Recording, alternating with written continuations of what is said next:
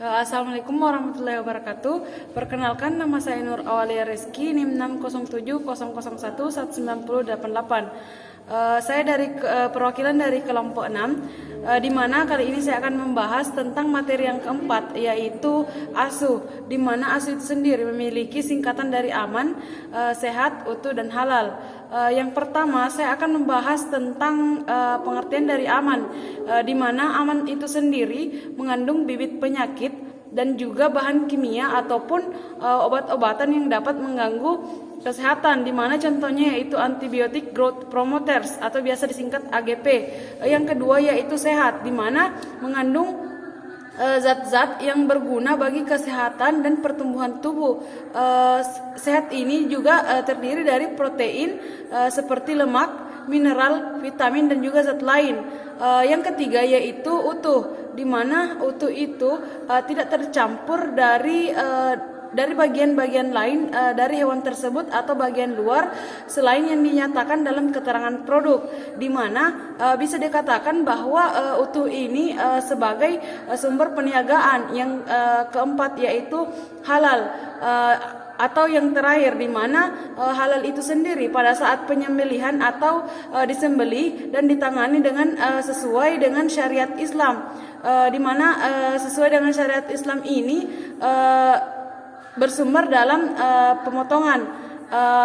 Kemudian saya akan membahas tentang sumber kontaminasi, di mana sumber kontaminasi ini penyebab tidak aman, yaitu yang pertama yaitu hewan sendiri dalam hal bagian kaki, kulit, dan juga bulu. Yang kedua yaitu kotoran pada ternak, di mana terdapat pada bagian saluran pencernaan dengan cara pengkontaminasinya itu 33% pada saat melakukan pemotongan.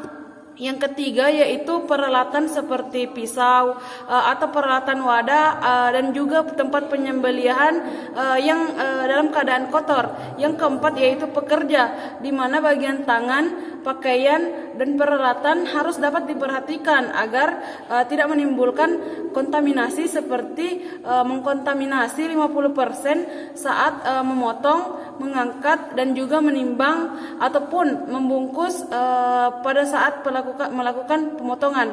Adapun contoh penyakit dengan penularan melalui daging, yaitu yang pertama dalam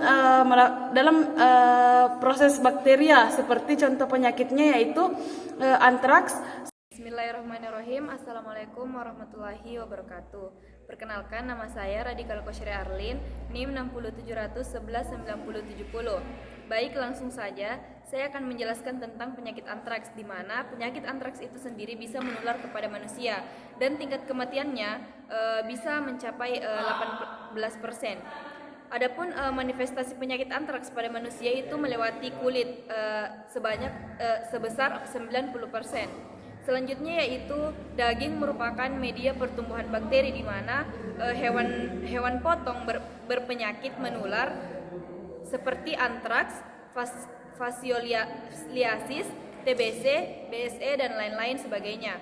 Selanjutnya yaitu kontaminasi mikroorganisme, di mana media pertumbuhan mikroorganisme yang berasal dari makanan yang tercemar. Selanjutnya yaitu saya akan menjelaskan tentang antemortem. Mengapa hewan sebelum dipotong perlu diadakan pemeriksaan antemortem?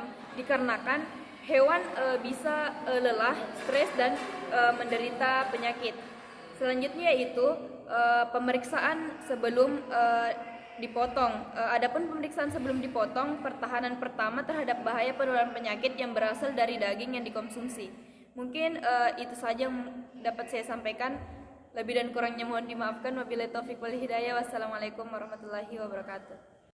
Baik, saya akan melanjutkan materi selanjutnya, yaitu dasar hukum ASU. 1. Undang-Undang 18 tahun 2009 tentang peternakan dan kesehatan hewan. Aspek produk yang aman, sehat, utuh,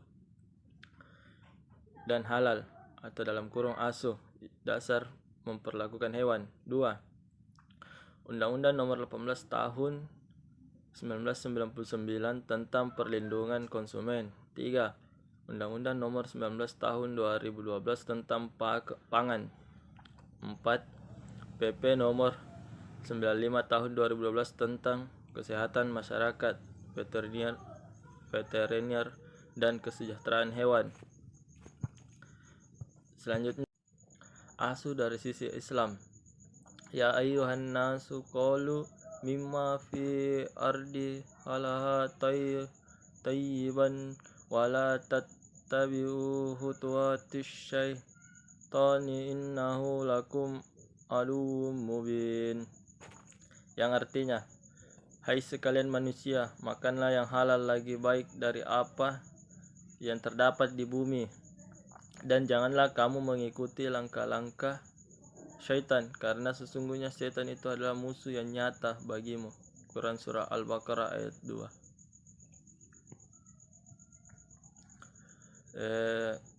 Ayat selanjutnya, Waqulu mimma razaqnakumullahu halalan tayyiban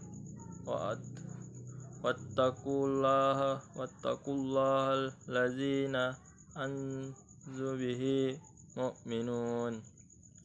Dan makanlah makanan yang halal lagi baik dari apa yang telah rezekikan kepadamu, dan bertakwalah kepada Allah yang kamu beriman kepadanya. Quran Surah Al-Maidah.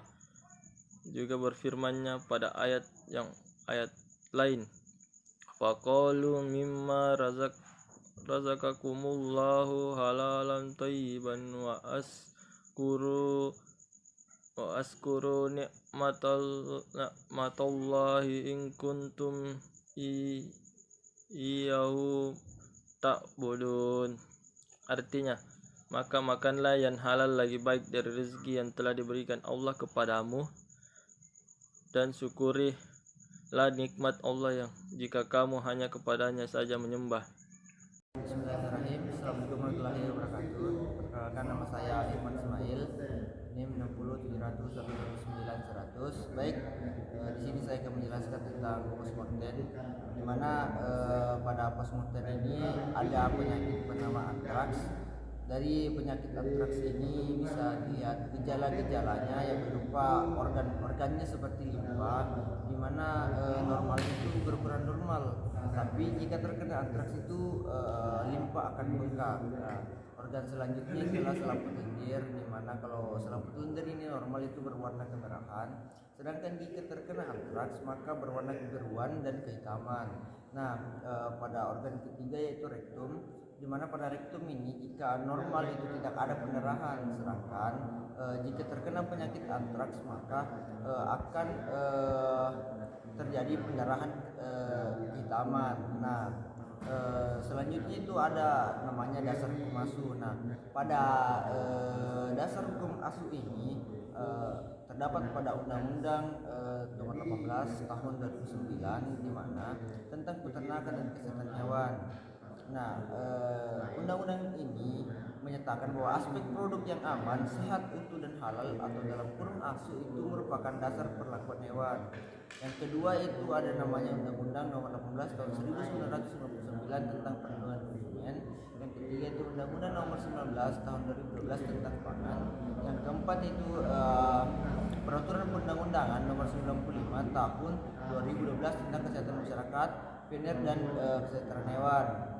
Nah, dalam asu dari sisi Islami itu ada beberapa ayat, di mana ayat ini berbunyi ya ayyuhan nasu qalu mimma fil ardi halalan tayyiban wa la tattabi'u khutuwati sayani innahu lakum aduman.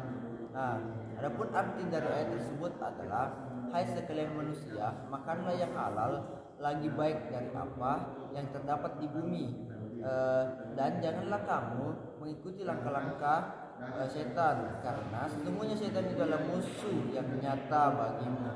Itu dari Quran Surah Al-Baqarah surah kedua ayat 168. Nah, adapun ayat kedua yaitu Waqulu mimma مما رزقكمullahu halalan thayyiban wa taqulu Allahallazi antama bihi wa'minun. Nah, adapun arti dari ayat tersebut adalah dan makanlah makanan yang halal lagi baik dari apa yang Allah telah rizkikan kepadamu, dan bertakwalah kepada Allah yang kamu beriman kepadanya. Itu merupakan Quran surah Al-Maidah surah kelima ayat 88.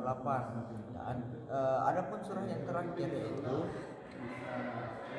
Fakulu mimma razaqakumullahu halalan thayyiban wa uskuru nikmatallahi in kuntum iyyahu ta'budun. Nah, adapun arti dari surat tersebut adalah makanlah makanan yang halal lagi baik dari rezeki yang telah diberikan Allah kepadamu, dan bersyukurlah nikmat Allah jika kamu hanya kepadanya menyembah. Merupakan surah Quran An-Nahl surah ke-16 ayat 144. Nah, mungkin itu yang dapat saya sampaikan. Lebih dan kurangnya mohon dimaafkan.